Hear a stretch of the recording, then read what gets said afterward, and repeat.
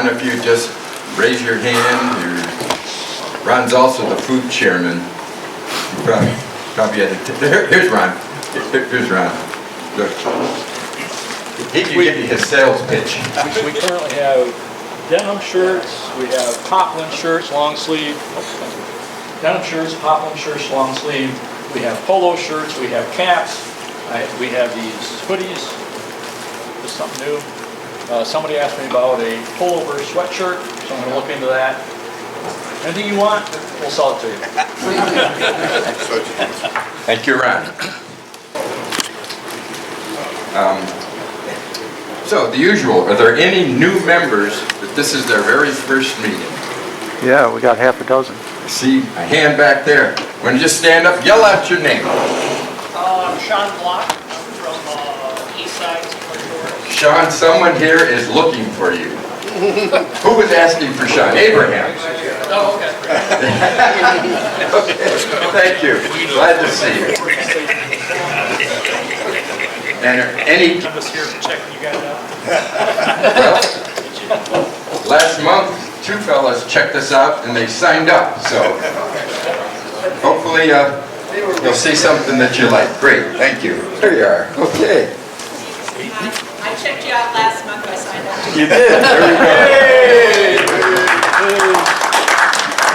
So we have not scared anyone away. Sadder note, probably most of you know that our longtime member Ken Wolf passed away a few months ago. Here is a card that we got from Connie, Ken's wife. To the Michigan woodworkers, a sincere thank you to those of you who sent cards and thoughts, phone calls, and/or attended Ken's celebration of life. We, the family, appreciated your thoughtfulness and support. And thank you to the Guild for the flower arrangement that was sent. It was beautiful. Thank you to all. Connie Wolf. She appreciated what we did. Our March 8th meeting, our next meeting, Dennis Heiza, who is sitting right there with his hand up, he's going to be telling us about his interpretation of building an 18th century style shelf clock. If you finish the project, was that the deal? Either way. So that'll be our March meeting. If you have not renewed your membership yet, Dave McCaig, our membership chairman, right here, he's also cameraman, so he's going to be tied up for the rest of the meeting. But perhaps afterwards, if you want to see Dave, he would be happy to accept your dues renewal. Well, I just have does anyone know what happened to John Wilson's Empire and Oval Box Company in Charlotte? He died. Yeah, he passed away, but then partners still funding it. Well, you can't get a hold of anybody. This guy keep, he's there, I had to drive all the way up there, Oh, really? bang on the door. Part of communication is answering the phone. Because I emailed them, I tried to, all right, so Eric is still there. Eric, a couple months ago. I've been trying to catch them up, but that'll renew my, okay, thanks a lot. Okay, we have 4 nice door prizes here. I hope you checked them out before. So the way we work this, we're going to pull 4 numbers. I'll call the first number, that winner comes up and picks whatever prize they want. Then the second number comes up and picks, and you go through 4 of them.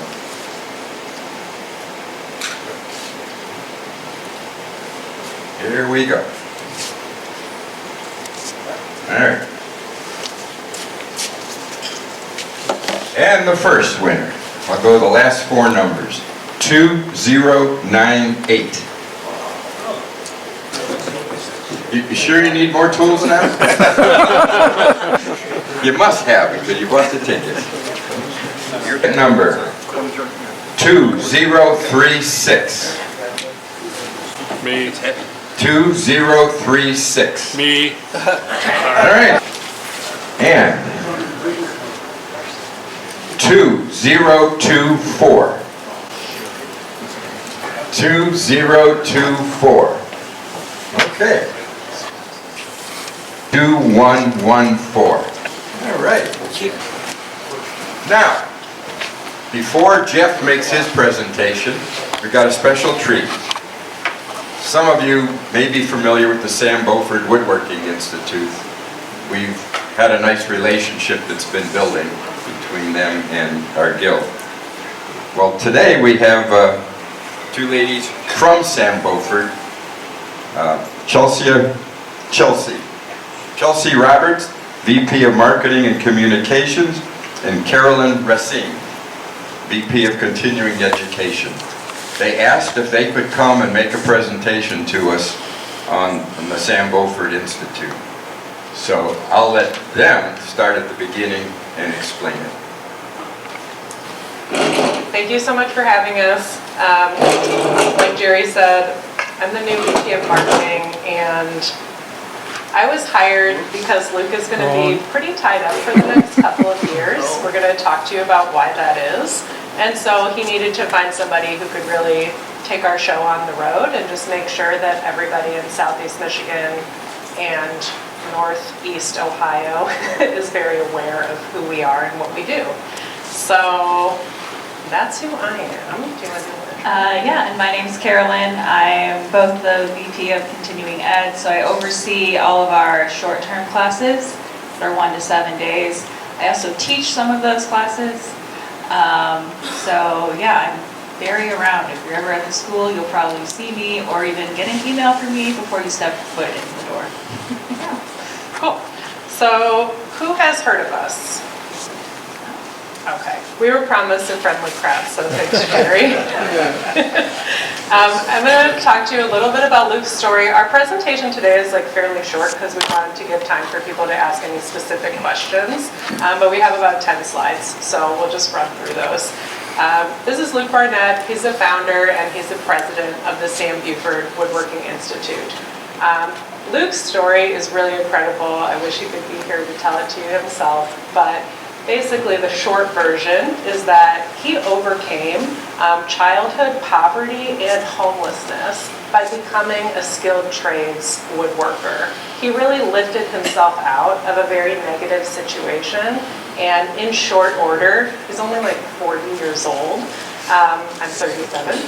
He was a master award-winning Windsor chair maker who was selling these chairs at extremely high price points and really making a good living for himself.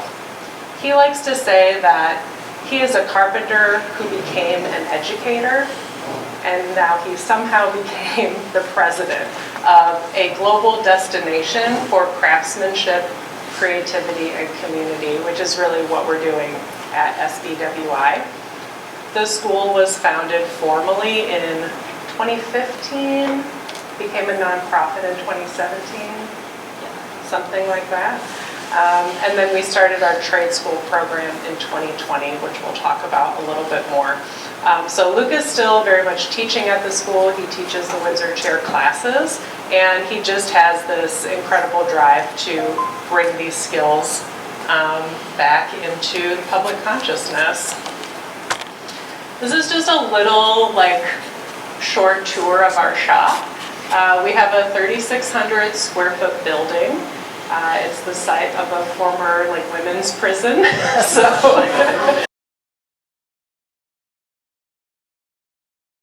it's okay.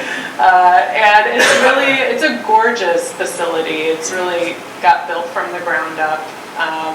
You can kind of see in the video, we have these great high ceilings, beautiful natural light, and it's really outfitted with any professional, power tool, hand tool, all the right vents. This is our classroom, and then a little B-roll of heater on the lathe. But we have a big shop floor, and then we have a classroom learning space.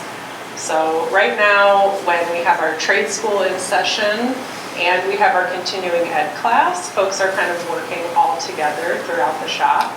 So it's a really nice mix in terms of like age groups, skill levels, and then just a very quick overview of some of the stuff we teach on this slide, you know, tables, cabinet making, sculpture, timber framing. It's kind of like a, you name it, we probably have a class on that. I'm going to talk a little bit about, oh, it's just going to play it again. Okay, I'm going to talk a little bit about our trade school. So this is the program that became accredited in 2020. It is a 10-month-long wood design and fine furniture making program. We have students coming from all over the world, but generally speaking, there are a lot in this Midwest region.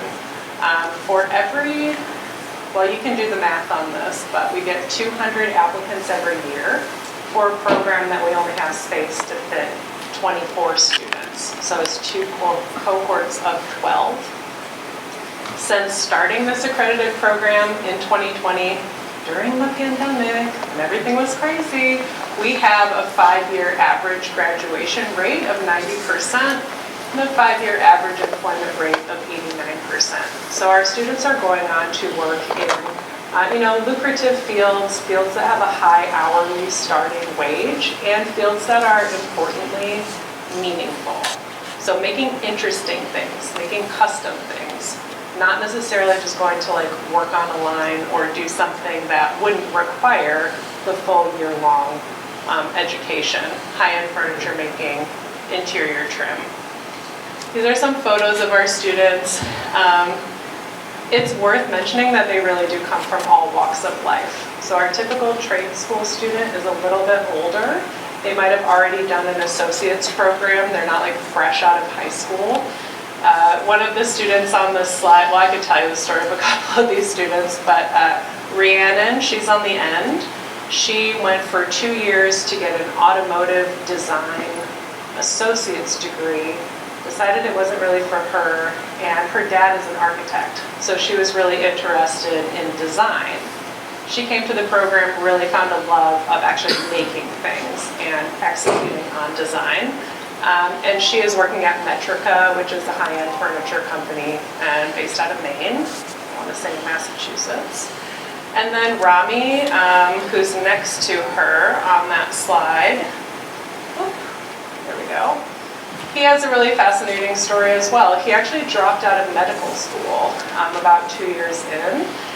He wasn't happy. He felt like it really wasn't gonna be something that he would be happy with in a career.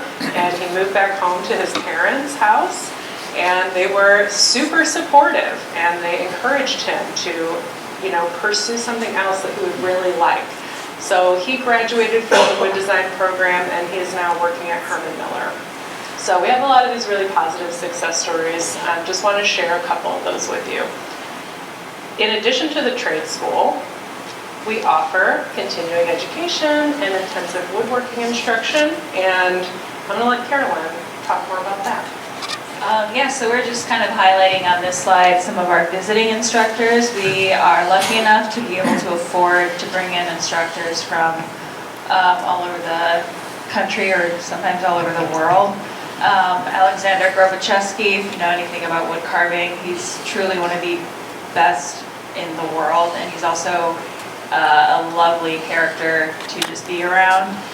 Scott Grove, again, is like the premier veneer person also. Loves teaching, and everyone here, we bring in people who are experts, but also have a passion to connect with students. And you have to do both, right, to teach. So our classes are a lot of fun. It's a kind of a community vibe. You get to know your neighbor. We feed you lunch once a week if you take a week-long class.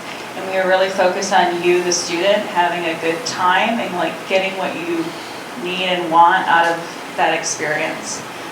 So it's not just about like churning out furniture for us, right? It's about like your experience. Roberto Ferrer is a wood turner out of the Chicago area, who also very passionate and does a lot of embellishment work. if you want to kind of level up on that. Michael Belzowski lives in Michigan, but does amazing wood bending, and is like kind of a beast at what he does. He's kind of like a tornado that goes through the shop, and then like when that dust settles, there's like beautiful sculptural bends. Mike Sasaki, we're lucky to bring in from British Columbia. He is very like art world focused. He does sculptural carving. So pretty unique stuff. And then also we obviously have our in-house instructors who, every single person who is an in-house instructor and works at the school is a graduate of our program. So really skilled people are really passionate. They stayed around for a reason. Yeah, cool. Yeah. Alex, he does the Gibson style Oh yeah, I'm actually not familiar with much wood carving, but you're familiar with his particular style. He's a personal friend. Oh, great. Yeah, Max class. Yeah, he also has an amazing story. Yeah. Good Lord save him. He's the only one that I know that will work with a miracle. It's amazing. Yeah. Yeah, the only other thing I would add is the maximum class size for this is like 6 students on Yeah. average. 6 for a So- chair class, 8 for like a shop class. You're getting good instruction that way. I also have a slide on here for Carolyn to tell you about her story and how she came to woodworking. Yeah, so like a lot of students, this is my second or maybe third career, however you want to count the passage of time.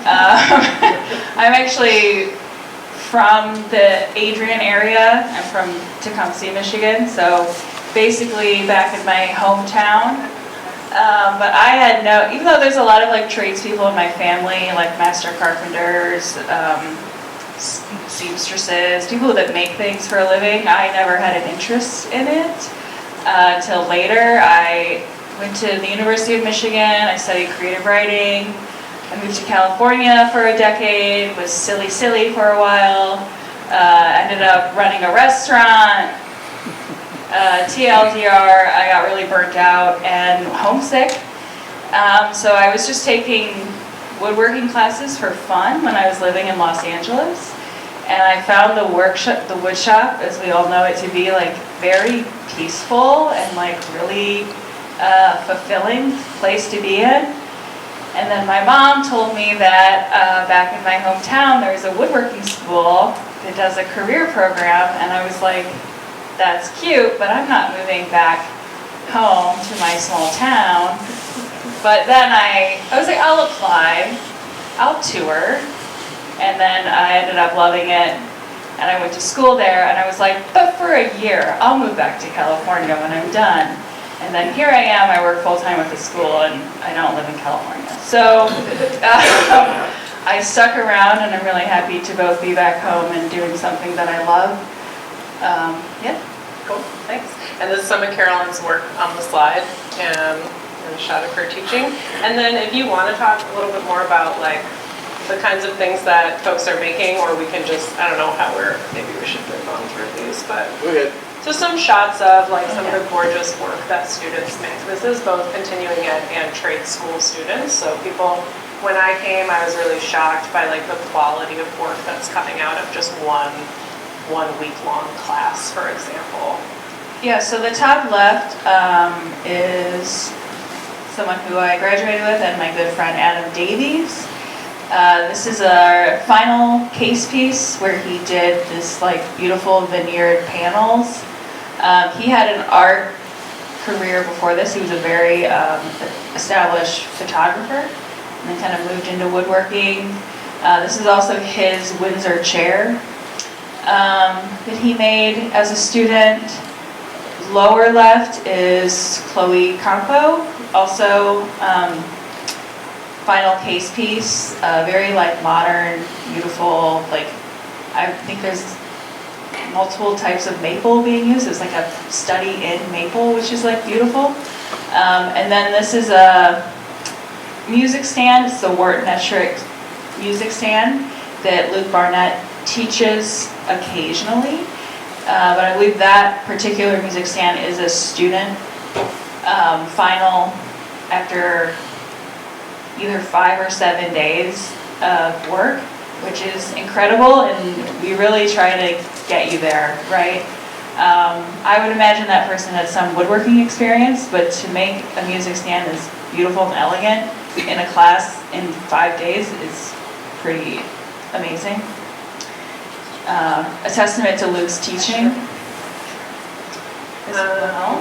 We have one more. This is a couple more of these are some of the more weekend classes. Yeah. Bandsaw box. Bandsaw box, some wood bending. This is a hanging wall cabinet that Zach Felt teaches. Some more case pieces there. Yeah, so just wanted to kind of give you guys a look at some of the work. And then this is kind of getting to the end of our presentation. So as I mentioned at the top, we have a big couple of years ahead of us. We have received a lot of support, and there's a lot of momentum behind our brand new campus. So I had mentioned on one of the first slides, we're in this one room, 3,600 square foot shop. In the fall of 2027, we will be opening what I have coined our trade school for tomorrow, which is a state-of-the-art skilled trade college, and it's on 30 acres in Lenawee County. As I mentioned, the wood design program, gets 200 applicants a year, and we can only take 24. So in our new space, we will be able to graduate 75 students per year, so we will triple the capacity. We will also be adding 2 more tracks of education. So not just the fine furniture design, but we will also have timber framing and historic preservation. We're really excited about this. It's a long time coming. And like we said, there's just such a need for people to have this pathway into meaningful and creative employment.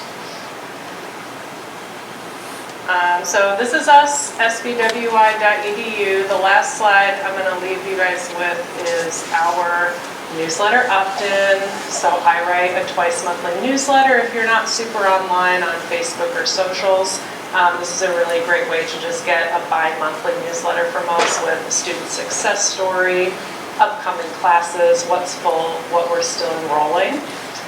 The other thing I'll end with is that we have brought all the swag.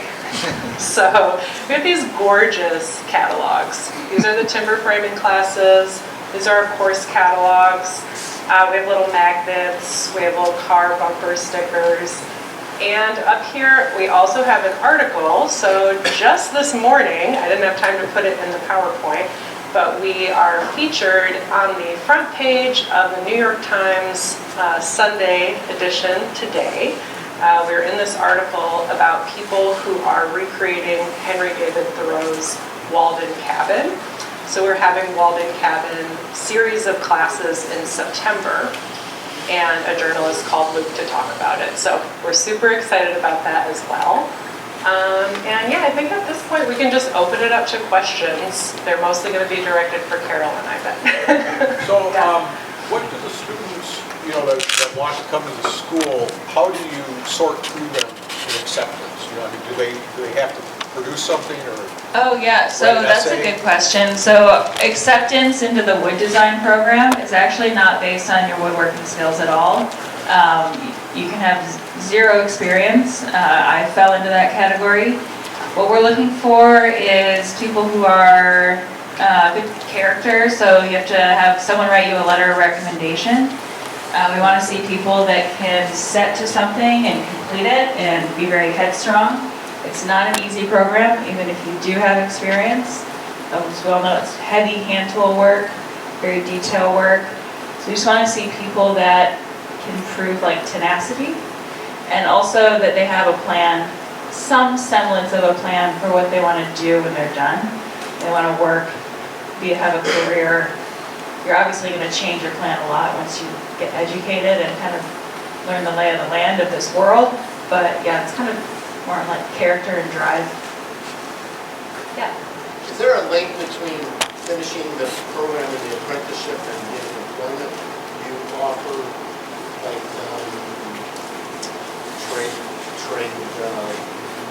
internship? Well, you've done an internship now, and how do you get a place? So there's no- placement, job placement, I guess. Yeah, so there's no internship factor to our program. It is just 10 months of education.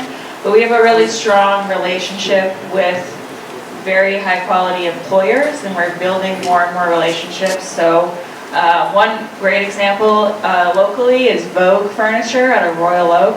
They do very high-end custom work, and when you're a woodworker at Vogue, you get your own bench, and you get to build something start to finish, or in a group start to finish, depending on what it is. It's very rare.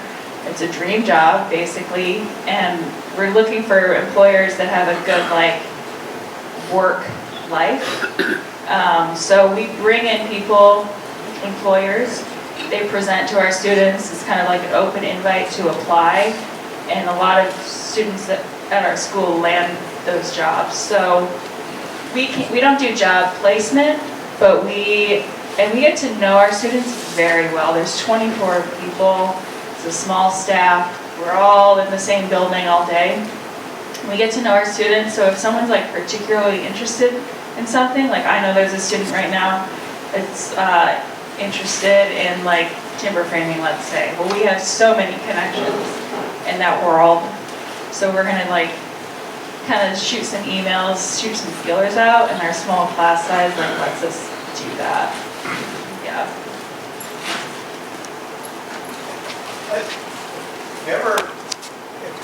When you have the open house to show that the students at the armory?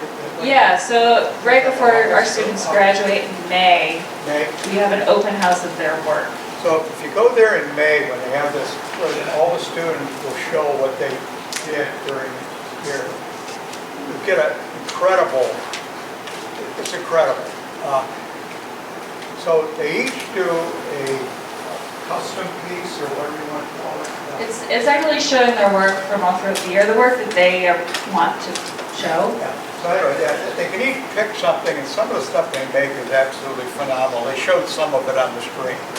But the thing that got me was one of the years when they were all assigned to make a box. I don't know, I'm going to say it's 24 by 12 inches high by 16 deep. It had to have 5 drawers. And that was the only requirement they had.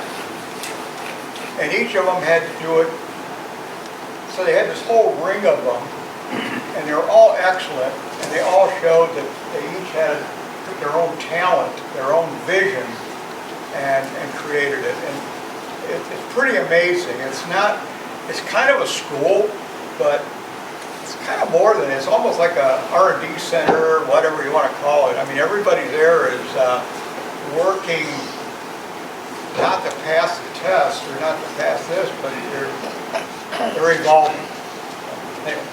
Yeah, and we do, like, we give grades, but it's obviously because we're an accredited grade school, but it is more about like your personal journey in like of the craft. And it's a testament to the instruction of Zach Falk and Armando Covarrubias. They really nurture people, and they like help them get to wherever they want to be, and those are different places for every student. Yeah. One of the last points. Are you ever going to have the summer festivals again? A lot of fun and a lot of work. So our resources are currently being used elsewhere, but maybe once we get more established in the new building, it would be really fun. Yeah. How do you support MITES? Support. MITES, Michigan Industrial Technology Education Society. I don't know what our relationship is. I don't either. I know that we Oh, have. is that the high school? Yes. Yeah, okay, I do know that. So I know that we have in the past gone, but again, currently our resources are sort of being used elsewhere.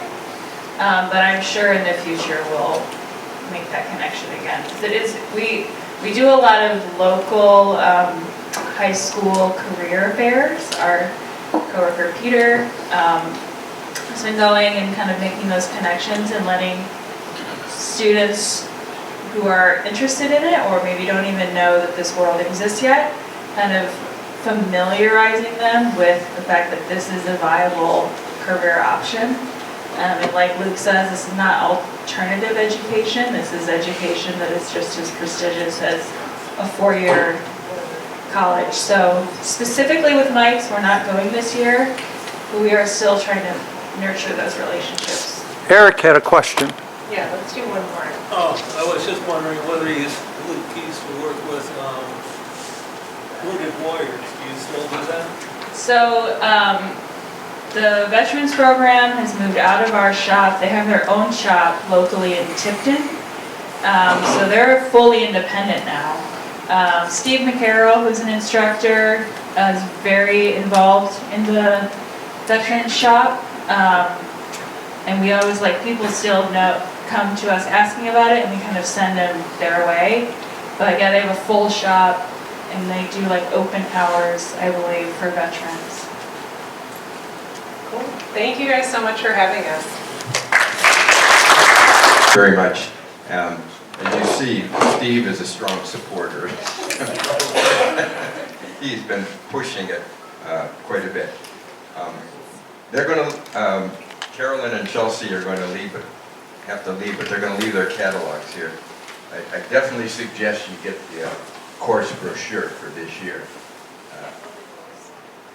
There's only like eight that can attend each one, and I already signed up for one of them for this spring. So take a look at it. They have one-day classes, weekend classes, and one-week classes. A lot of them, I guarantee, are of interest to what you guys do. So, okay, we'll leave those. Thank you again for coming. I should point out that Luke Barnett and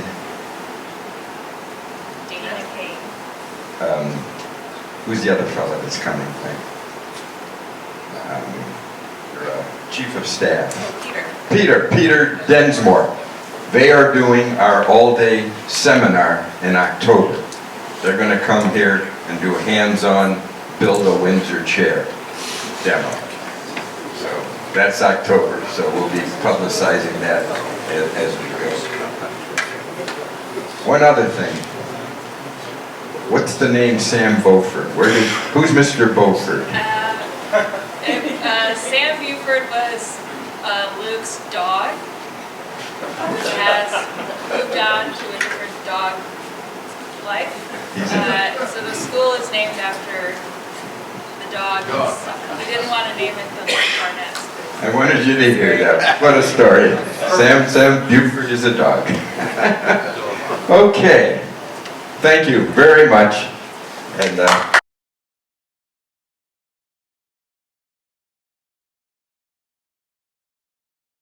is Jeff still here? There he is. All right, Jeff. Good afternoon. They asked if I would talk about decorative boxes, so here I am.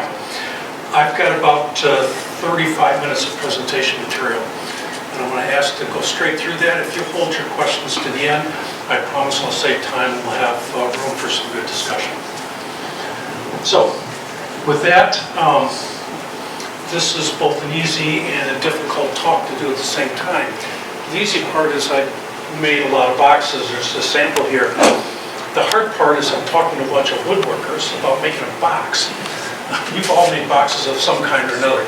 So I don't want to stand up here and presume that I'm going to teach you or tell you how you should make a box. What I will do is show you how I make boxes. And maybe within there you'll find a kernel of an idea for something that you want to try. The talk is based entirely on the work I've done. So all the examples you're going to see are boxes that I've made. There's no Google images in here. There's no AI of any kind content at all.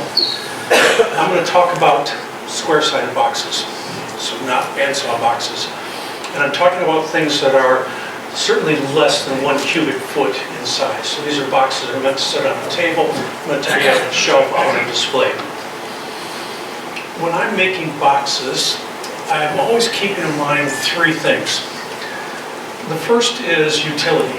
Boxes are meant to hold something. It might be trivial, might be important, but it's good to know what that is. That might drive a decision or two as you're building it. The second thing is decoration in the title. Right? They're meant to be attractive. These are things that are meant to be out on display, and it's the decoration that draws your attention to it. The third thing is story. I think every box is a story to tell. I have given away almost all the boxes I've made. And I give them as gifts to family and friends. And one of the things I've always tried to do is find some connection between the decoration in the box and the person that's going to receive it. So one such, when I give it to them, they can take that box and say, oh, I get it, there's some kind of a connection to that. So with that, quick introduction. I've been a member of the Guild since 23. I am, however, a lifelong woodworker. And to answer Jerry's inevitable question, I like to build furniture. It's my primary passion. I do a lot of decorative boxes too. I would say my early woodworking, certainly well into my adulthood, was crude at best. Nothing I'd want to put on display anywhere. That all changed for me in the early 2000s. And I can appreciate the earlier presentation. Absolute big fan of education. In the early 2000s, my kids were graduating from high school. I had more time on my hands, and I had the opportunity to go through a series of furniture apprenticeship classes at Rosewood Studio up in Ontario, Canada. Absolute game changer. I went on, I did some training at the National Institute for Wood Finishing in Minneapolis. And important to this topic, I took some classes with Jeff Miller and Garrett Hacker on doing inlays and other forms of embellishment. Woodworking for me is strictly a hobby, albeit a serious one, but I do work for family and friends. I do not sell any of my work for profit. So, let's look at a box. Well, dictionary says it's a rigid, typically rectangular container with or without a cover. That definition covers a lot of ground. On one side, I can take some scrap lumber and nail it together, and I got a box. At the other end, I can take a finer piece of hardwood, add a proper joint, put a top on it, add some decoration, a nice finish, and I have a box. Well, we're going to talk about things on the right-hand side of the continuum. Now, boxes themselves are not complicated, right? But there's no single right or wrong way to make them. It's all about choices. And I'm going to cover a lot of choices you have. But even for every way I'm going to show you different examples, there's still a ton more. So let's look at one of the first choices you have to make. You want to make a box, you got to hold it together. Well, the primary function of the side joint is to do that, hold it together. You could do a miter, simple 45, put the two ends together. If you do a miter, you can add a spline. But I will admit that the spline is probably far more decorative than it really is structural. I don't use butt joints on any of my boxes. It's just, for me, too much end grain sticking out. But you could do a rabbited corner. And by cutting the rabbet, you greatly minimize the amount of end grain. It actually increases the glue surface area, so you get a good joint. Finally, you can do a dovetail. I don't know what it is about dovetails. People love dovetails. If I take a box with dovetails, and I show it to a non-woodworker, they look at it and say, oh, that's pretty. Now, if I take that same box, and I show it to a woodworker, they look and they say, oh, dovetail's nice. And I guarantee the next words out of their mouth are, did you cut those by hand? So anyways, solid joint, aesthetically very pleasing to look at, makes a great choice for doing boxes. Now, before you ask, all the dovetails up here were cut by hand. Now, before I leave this topic, I have a little side story to tell you about miters. Years ago, I was active on some of the online discussion forums, Reddit, Find Woodworking. I've gotten completely off of them. They've just gotten too toxic for me.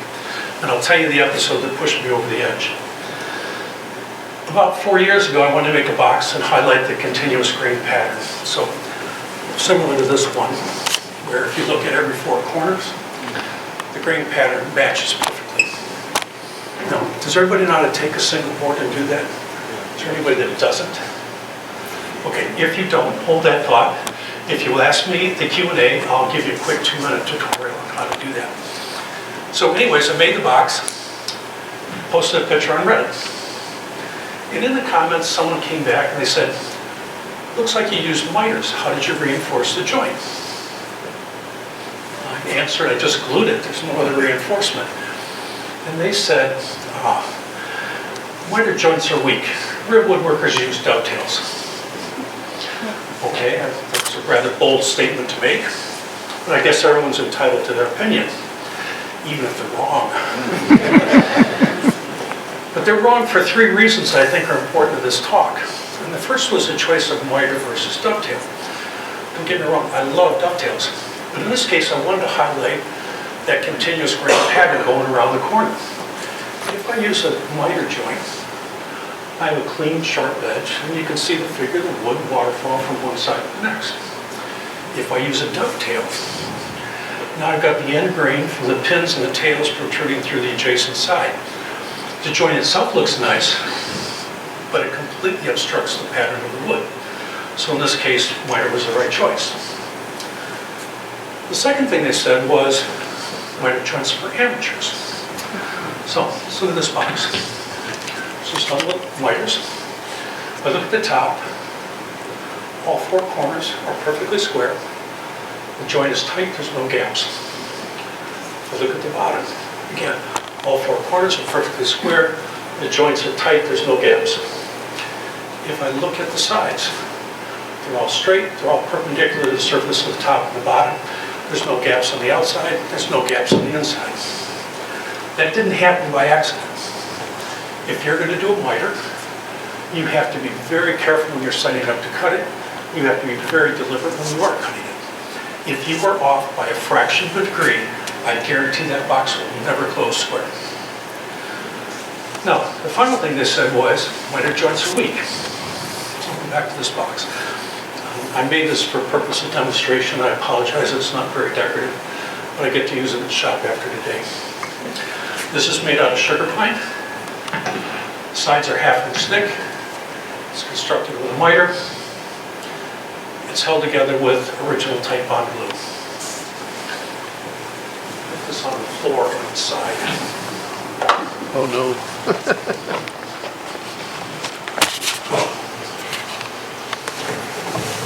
Do it again. My point. Do it again. Do it again. Yeah, here's the other question.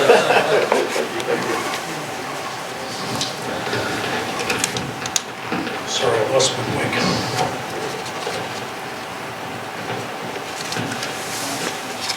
So my point is, don't let anybody ever tell you miter joints are weak. Okay, enough of my rant. Oops. Go back.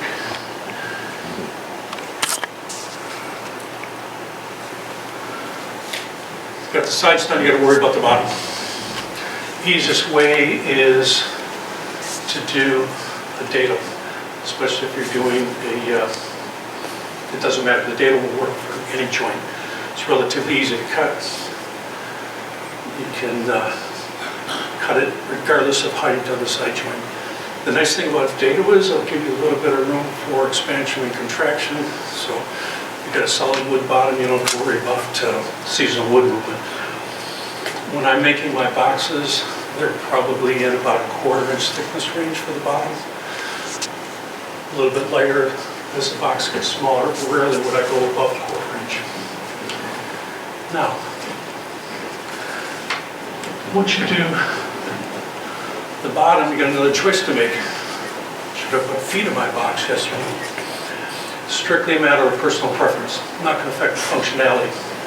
If you look at the 2 pictures on the left, there's a box without feet and one with feet. Without feet, the box sits down flush on the surface of the table. With feet, that box is raised up maybe 3/16 of an inch. And what happens is it creates a slight shadow line, such that as you're looking at it, the box stands out. I think it looks a little more refined, a little more finished, like with feet in mind. If you're doing a dadoed bottom, feet are dead simple. Little block of wood, chamfer the corners, glue it in place. Very often I'll use a contrasting wood just for visual interest. You can do something very different, similar to this box. Instead of putting your feet on the bottom, make them decorative, put them on the outside, make them part of the overall decoration. Now,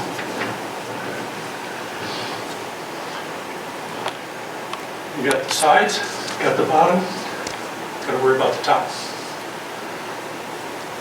One option is no top, certainly very valid. I would say, however, of all the boxes I've made, I could easily count on one hand that were left open. And I'm certain in every case it was the utility of the box that drove that decision. So you're going to put a top on it. One way is to do a lift-off top. So if you do a lift-off, the easiest way is just cut a rabbet along the top and the sides. Top sits down on the top of the rabbet. You could do the inverse of that. So instead of cutting the rabbet on the top of the sides, cut the rabbet on the sides of the top. Top sits down, and it's the rabbet that creates the registration. You could do a hinge top. So there with the hinge, excuse me, the top is permanently fixed to the body, and it's the hinge that pivots to open. I think a hinge top is the most elegant of the solutions. And I would say all of my most important boxes were hinged. One final way of doing it is to do a sliding top. So if you set up and cut your dado for the bottom, turn the wood around, cut a dado along the top edge of the side. That dado then becomes a runner for the top to slide in and out. Okay, if you want to hinge it, you got to pick a hinge.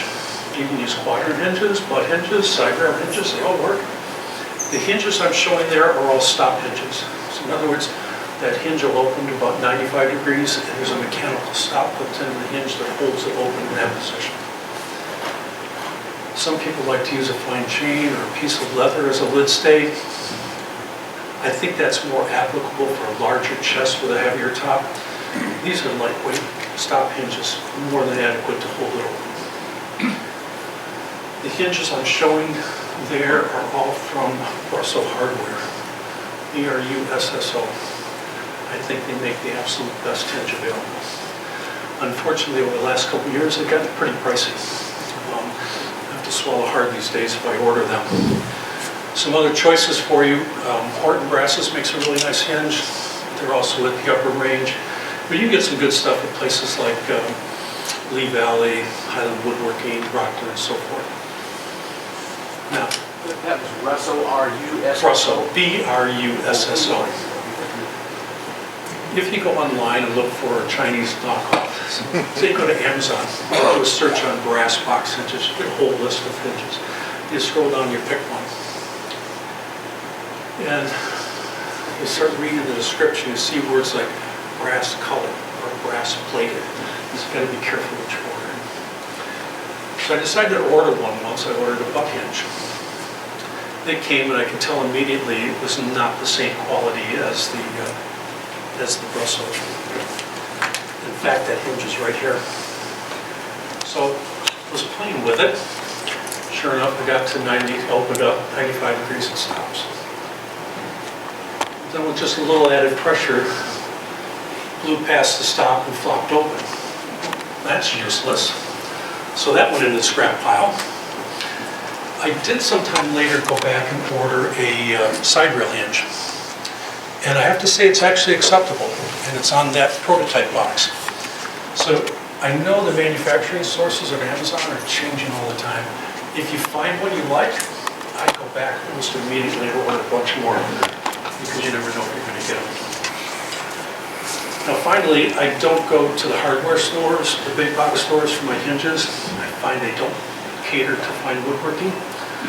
A lot of times they're thinner stamped steel, maybe brass plated. It's rare to find a stop hinge in the hardware store. Now, at the risk of offending anybody in here, my absolute least favorite hinge, you see them in the hardware stores, and they're these thin stamped filigree hinges, and they call them jewelry box hinges. And they come packaged with little tiny escutcheon pins. You're supposed to just nail them into place. You're making a nice box. It deserves a nice hinge. Okay, your box opens. got to find a way to open it. If it's hinged, you need a lift of some kind. Well, one way I did it was I just used a live edge piece of wood and let the profile of the wood overhang the side, and that's the lift. But most of the time, I'm taking a little tab of wood and mortising it in the top. And it needs to stick out maybe 3/8 of an inch, just enough that as your finger gets under there, it lifts it up. And many times I'll make it longer, maybe triangular shape, make it out of a different wood or lamination, and mortise it, and mortise it into the bottom of the top, so that when you open it, you see that as part of the decoration.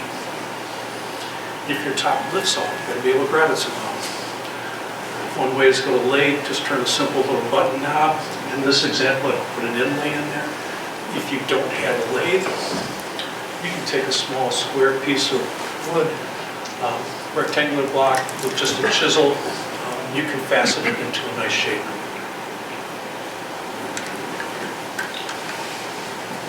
Another thing you can do is make a handle. So in this example, I took a piece of brass tubing, fashioned a handle. If you look at the picture on the lower right, collection of boxes, every knob on there is different. They're all different sizes, they're all different shapes, they're all different colors, different wood, whatever your imagination gives you. I don't use kitchen cabinet hardware on my boxes. I think a pole that's designed for a kitchen cabinet door is just a little too heavy, a little too chunky for the size of these boxes. So let's look at something very different. Instead of having your box open from the top, open it like a drawer. Kind of fun because you don't see them too often.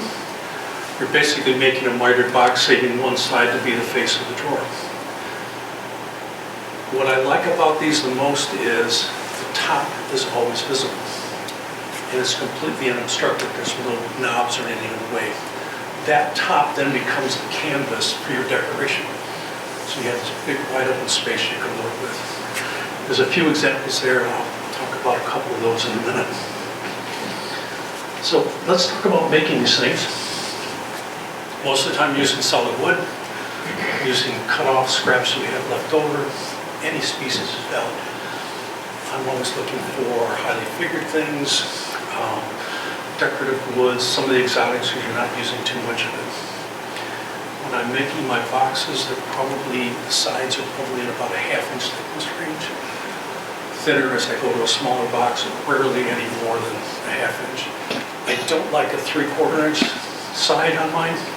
If you got a box that's 8 to 10 inches wide, 3/4 inch is just too heavy in proportion. You can also use veneers, shop salon or commercial. Nice thing about veneer is it'll probably give you access to a much wider range of species than you would have in solid wood. Tools. Nice thing about making boxes is they don't require any specialized tools. You're using the same common power tools, same common hand tools that you use for all your other projects. I'll be doing work on a table saw, so having sleds that are dedicated to doing miters or working with small parts is very useful. When I'm building furniture, I'm probably grabbing my number 4 or number 5 plane most often. When I'm doing a box, I'm probably going to grab my number 2 or number 3 more often. And finally, for assembly, band clamps are useful, using 1 clamp instead of 4 or more around the perimeter.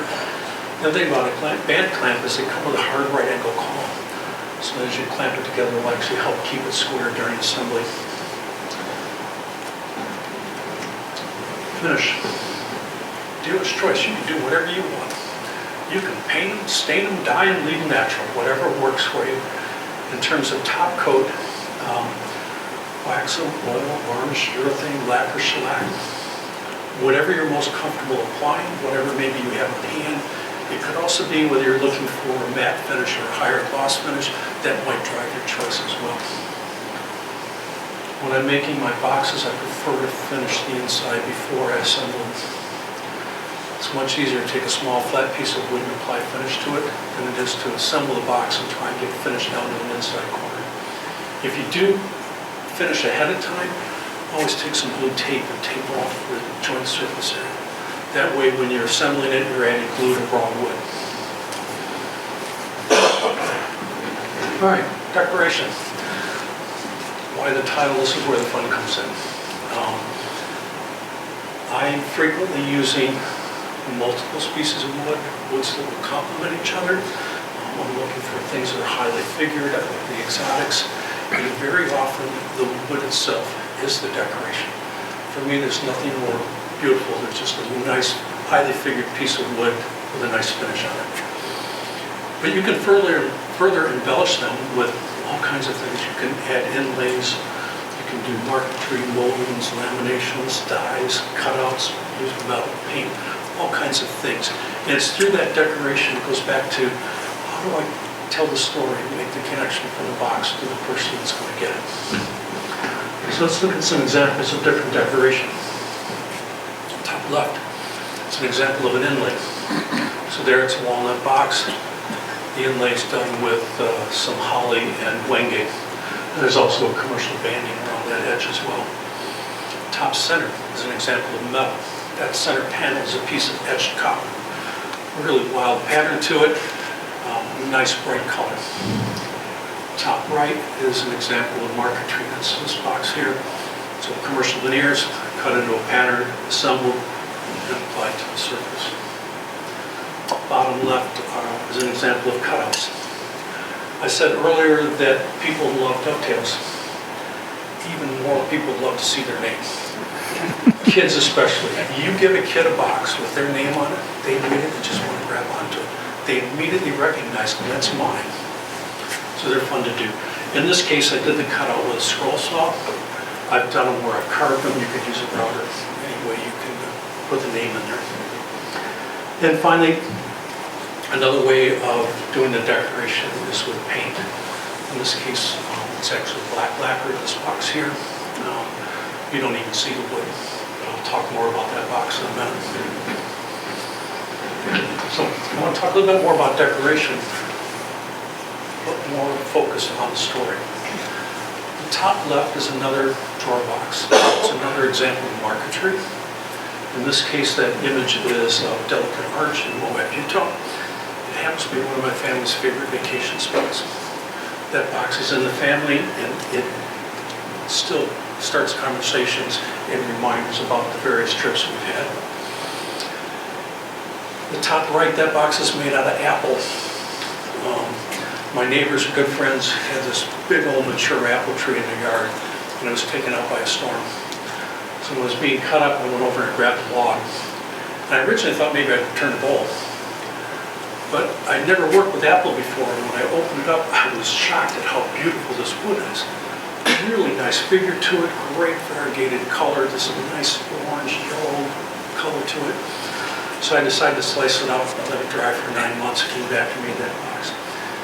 Here's the perfect example. The wood is the decoration. It didn't need any more embellishment.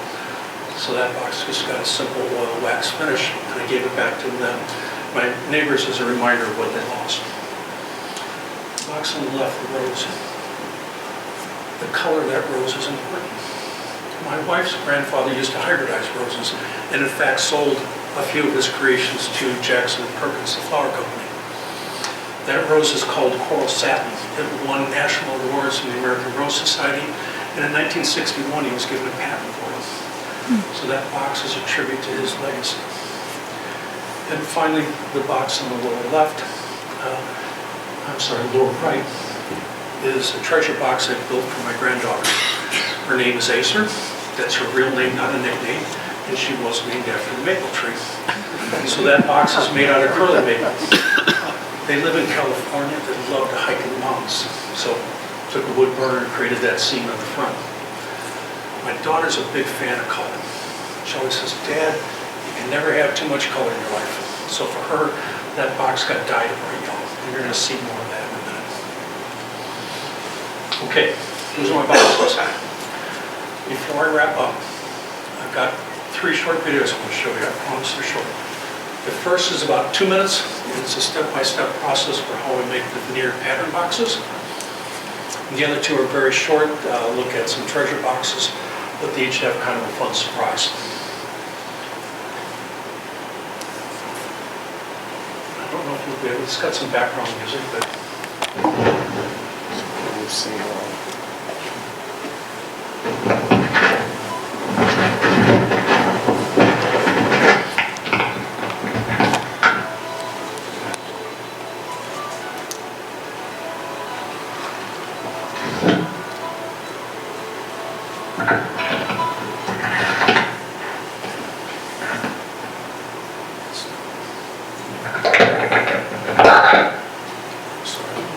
trying to get this out, but I'm going to do this without sound. Jeff, take your speaker and put it by your That's computer. what I tried to do. It didn't work, and it did.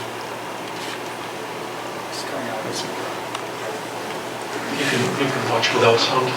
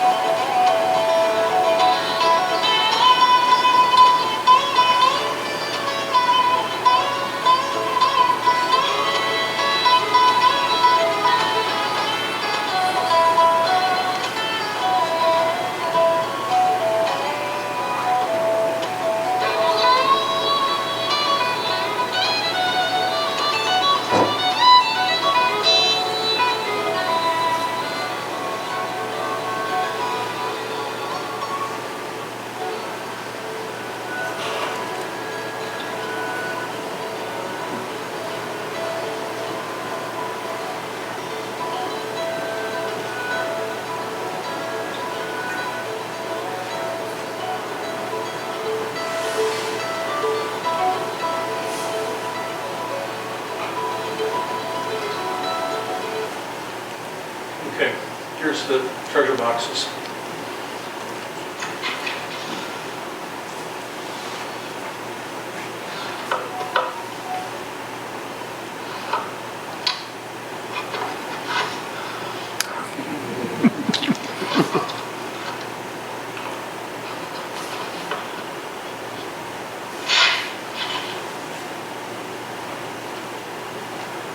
This is actually why Larry saw this one and said, you need to bring that to Gil.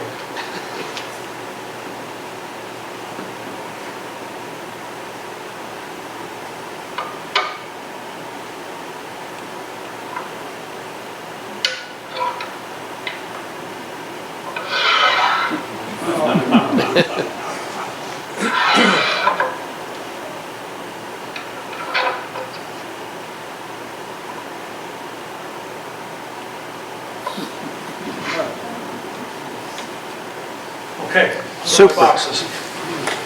Super.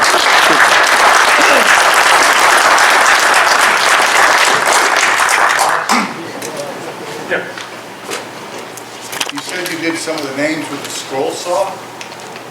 Yeah. How do you do that? If you look closely at that, I took the top and resawed it. Cut the top end, put a piece of veneer in between the two, put them back together. So you only cut through the top edge. You didn't use any wood hinges. You ever done that? Yeah, like I said at the beginning, for every way I'm going to show you, there's 10 more. I've never done a wood hinge. And the other thing was, when I was showing the side joints, I don't use box hinges. So Ed was lucky enough to bring us an example of a box hinge today. Yeah, I've never done them. Yep.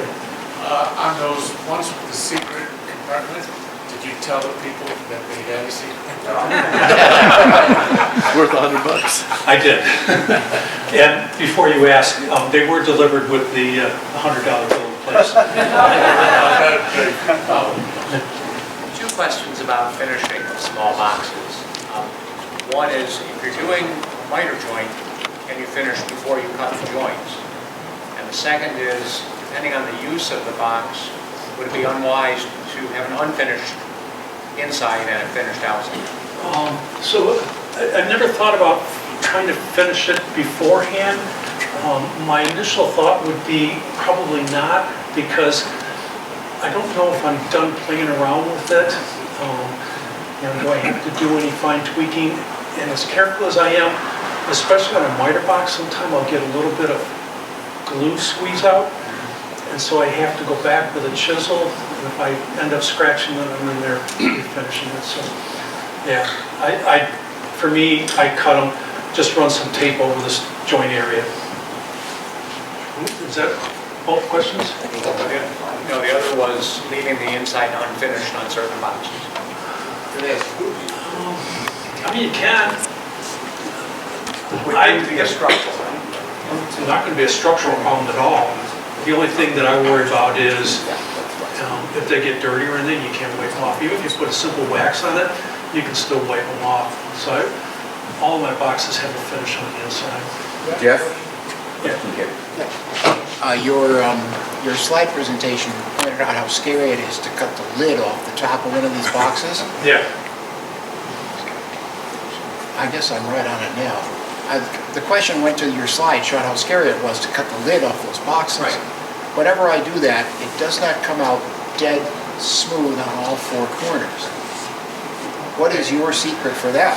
So, I don't know if it's a secret or very careful. One of the things I do, though, is, so if you think of this as just all one piece, the first thing I do is tape off where the joint is going to be cut. That way it'll minimize any tear out, and I'll cut that. Saw blade is an 1/8 inch curve. I'll take an 1/8 inch piece of wood spacer and I'll put it in that cut and then tape that close tight. So that side is tight, and I repeat that all the way around.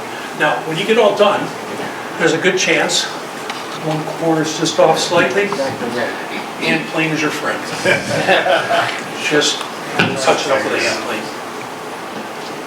When you make the top that goes inside of your laminate the top, how much of a gap do you leave? So that You can look at it here. Just enough that it doesn't stick when it gets out. 1/64 of an inch. 32nd at most. No. Excuse me, the next question, Oh. raise your I'll let- hand, I'll I'm let going to you- bring you the mic so I'll let we you can do hear that, the Jerry. question.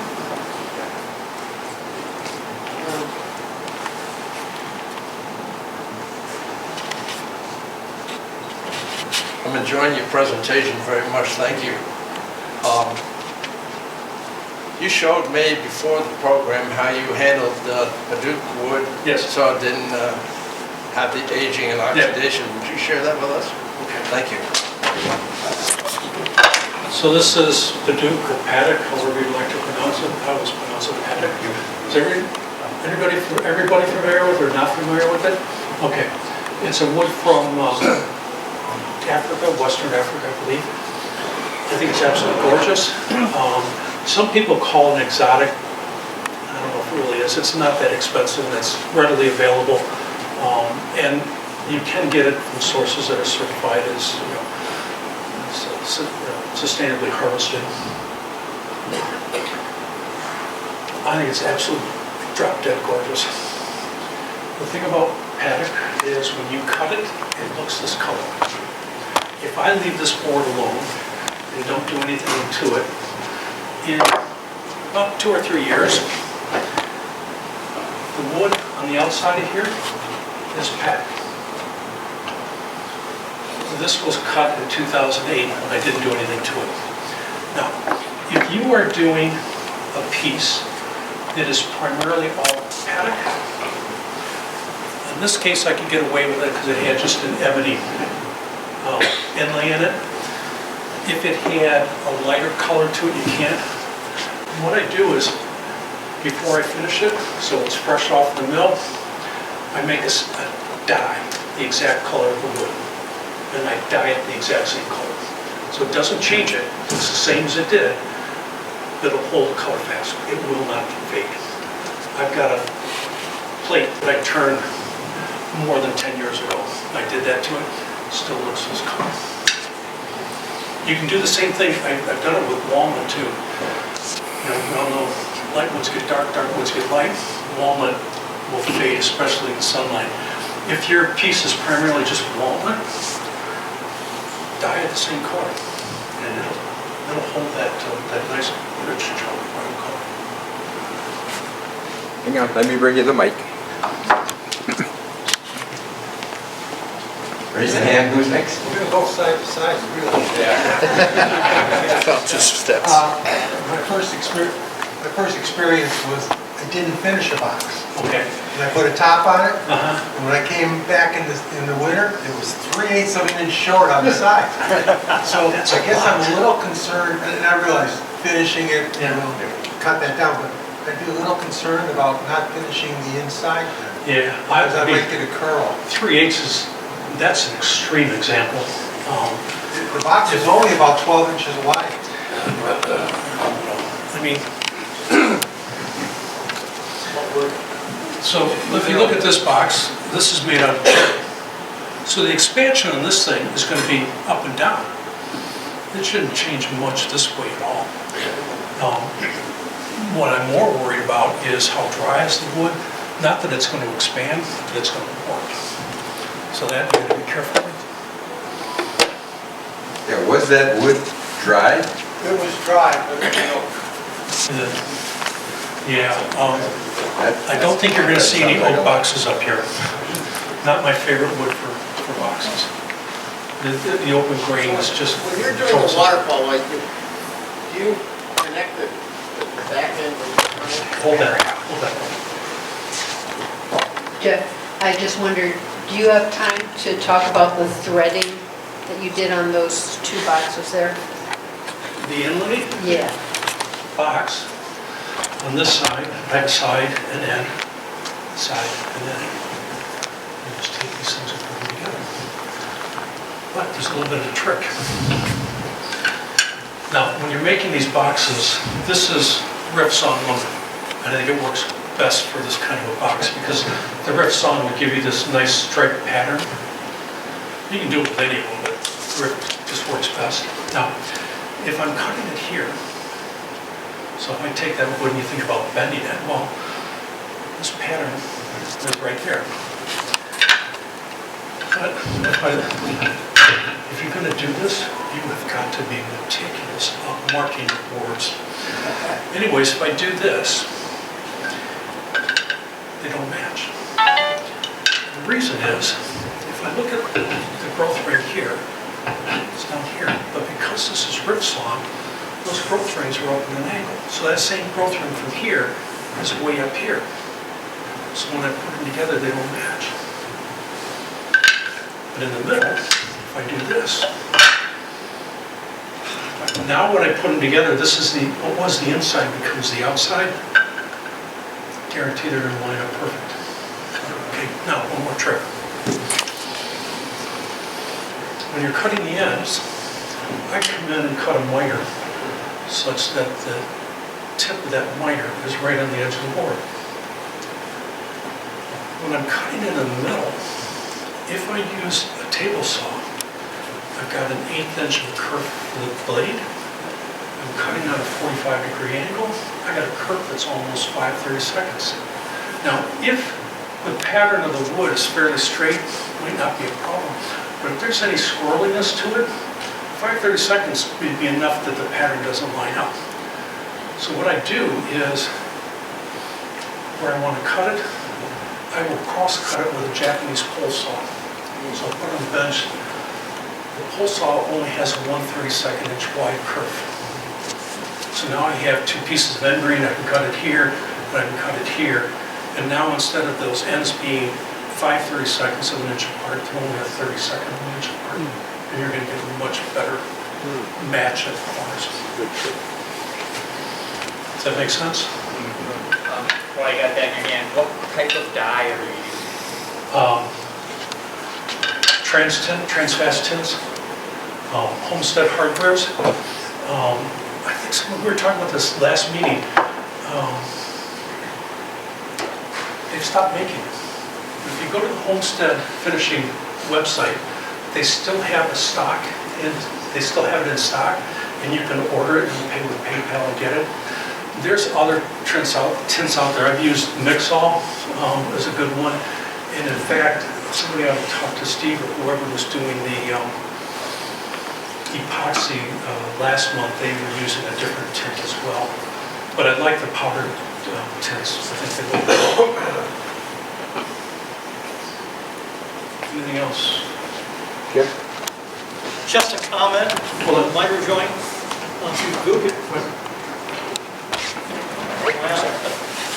If you Google joint strength, corner strength, it's people that have done tests, and one of the best joints is the miter joint.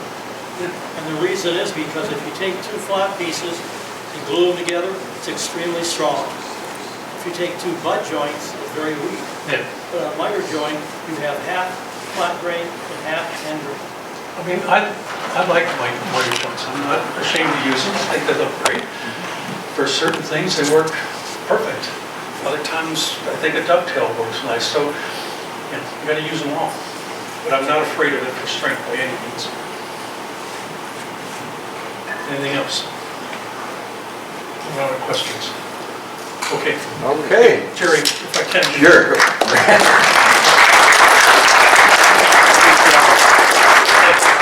ahead. Before I leave, I've had the pleasure of having a few of you guys at my shop. In December, Dave visited me. And when he came out to the shop, he made a comment that he thought somebody else in the guild might like it. So, I've got an opportunity for you. My shop is a standalone building in my backyard, 720 square feet. It was featured in Highland Woodworking's Highland News. They have a feature called Show Us Your Shop. I don't know if anybody's familiar with it. It was actually there when I first built it in 2012, and it was again in the November 21 issue. And I'm going to have Jerry send a link, and you can read about it. There's pictures in there. But I'm also going to give you the opportunity to come see it if you're interested. And I want to thank Jerry for picking this location. This is a map of Livonia. This is 5 Mile Road. This is Merriman. This is Hubbard. You are sitting right there. I live 10 houses away, right there. So what I'm going to do is I will send out my address. And You're not following you home? not today. The next meeting is March 8th. The social hour starts at 1, from 12 o'clock to 1 o'clock. We'll open the doors. If you want to stop by and take a look at it on your way, you're more than welcome to do it. I say that and swallow hard. I don't know what happened in my neighborhood if 50 cars show up. But you can take a look at it, read about it, and come see it. I'm proud of it. It's been the dream of my life to have a workshop like that to work in. Can you send me, I will send you email me with that link and I'll send it out to everybody. Having been to Jeff's shop, I strongly suggest people go and visit. It's the dream. High quality, high class shop. Okay, thank you very much.